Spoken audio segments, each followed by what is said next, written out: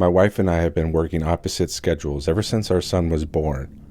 He was 2 at the time, so too young for school, and both of us didn't feel comfortable dropping him off at a daycare. I found out very quickly that keeping a 2-year-old entertained is extremely difficult. Whenever I felt overwhelmed or nearing my breaking point, I would turn the TV on and let him watch cartoons, but always felt guilty doing so, thinking that just plopping my kid in front of the TV was rotting his brain. So one day, despite it being cold and raining outside, I took him to this open field that was at the end of our street in the neighborhood. Despite there not being a playground or anything, I figured it would be fun for him to roam around and explore a bit. Once we got there, I set him down and let him lead the way.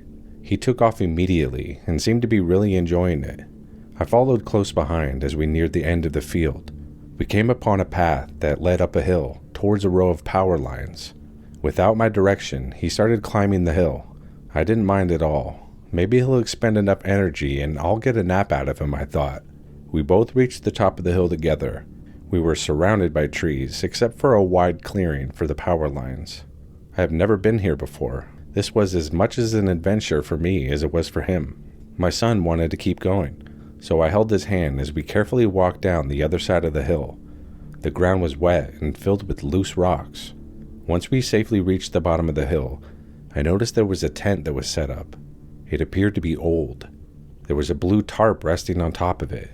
I assumed to be covering up the holes in the tent, preventing the rain from getting through. There was also a bunch of items scattered along the ground. Clothes, shopping bags, and empty food wrappers. I could see inside, and I saw a sleeping bag. Thank God there was no one in it. This definitely wasn't a place to go camping, and whoever it was most likely homeless, and I didn't feel like running into a homeless guy's tent with a 2-year-old with me. I figured whoever was staying here could be back any minute, so I picked up my son and headed back up the hill to go home. But just as I did, I looked up, and at the top of the hill, staring down at us, was a man holding a knife. Standing roughly 20 yards away from us, it appeared to be a long serrated hunting knife, and this guy had a devilish grin smiling ear to ear. I stood still for a moment, not knowing what I should do. I definitely wasn't going up the hill towards him, but I didn't know if I could find my way back home going the opposite way.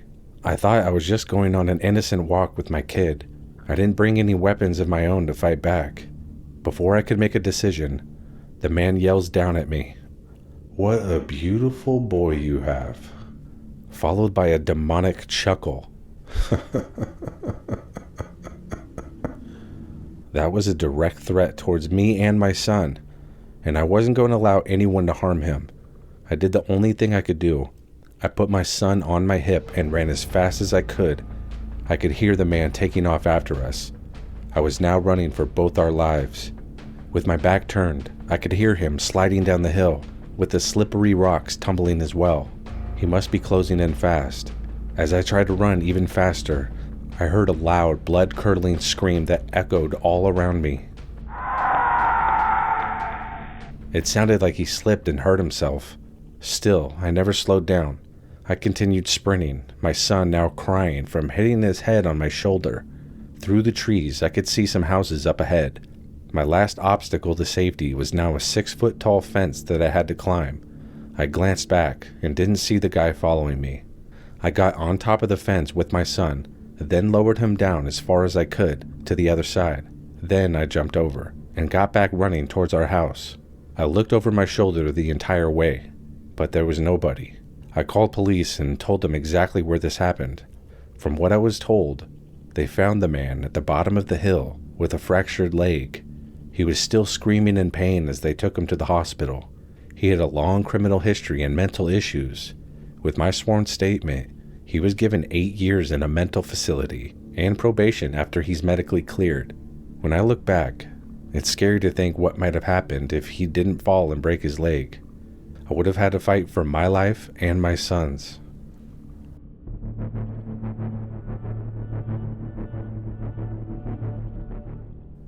This happened to me 15 years ago when I was 11. My mom and dad divorced when I was really young, so as far back as I can remember, I split time staying at each other's house. My mom for 4 nights a week, and my dad for the other 3. I equally enjoyed staying at their house, so it was never an issue for me. But when I was 9, my dad began seeing this woman named Karen. Once a week, she would come over to the house and have dinner. She seemed like a normal person. I wouldn't say I really liked her, but didn't hate her either. She was just okay. But all of that changed when Karen and my dad became engaged, and when they did, she moved in. All the one-on-one time that I had with my dad was now being shared with his fiancée. I don't think it was just me being jealous that I now grew to dislike Karen. I think it was a child's intuition. And my intuitions were proven correct on a night that my dad had to go out of town for work. While he was away, I spent most of my time downstairs around the TV, and Karen was upstairs alone in my dad's bedroom.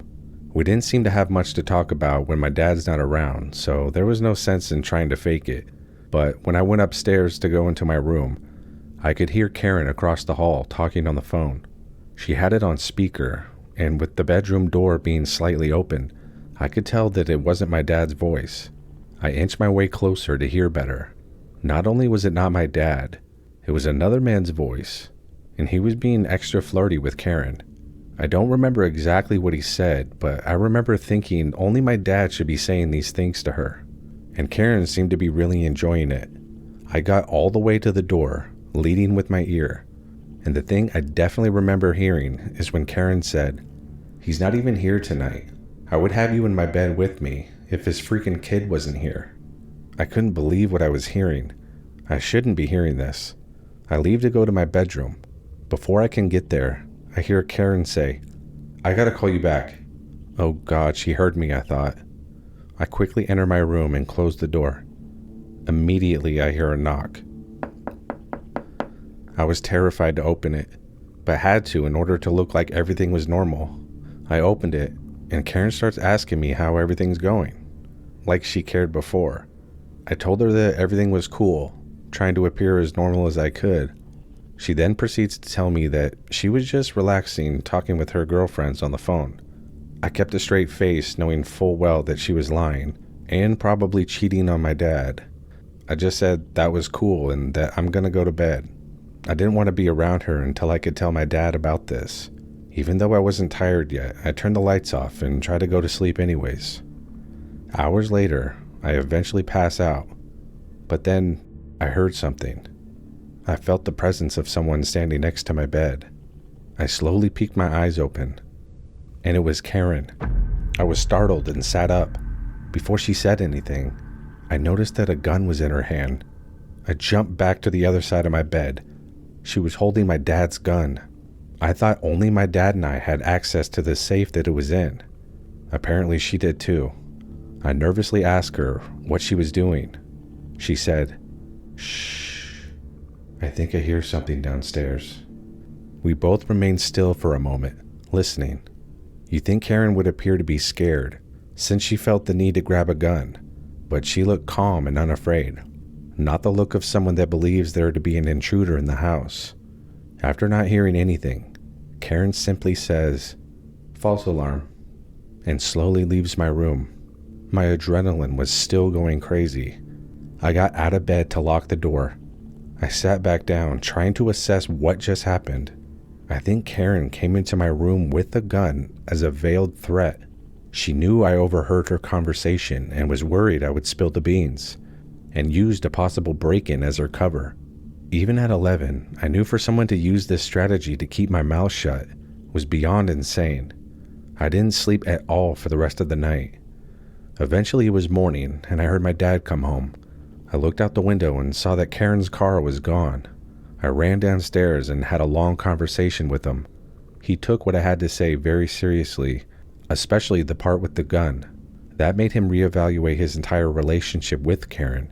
After we talked, he dropped me off at my mom's house for the next 4 days, and when I returned, Karen was gone, along with any evidence that she ever lived there. My dad and I had one of the most meaningful conversations of my life. To sum it up, he suspected her of cheating before. I just confirmed it, and he felt sick ever introducing a person in my life that could do what she did. Karen wasn't just a girlfriend to my dad. He planned on spending the rest of his life with her. The whole incident just really showed me how much my dad loves me.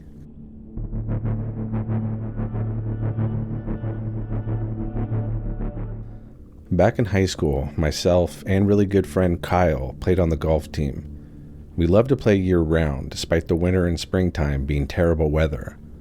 We lived in a small town that had one country club.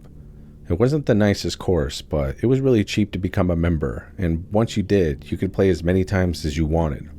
Kyle and I both liked to have fun on the weekends, and would occasionally do things that would get us into hot water with either our coach or other members at the country club. Nothing crazy or anything.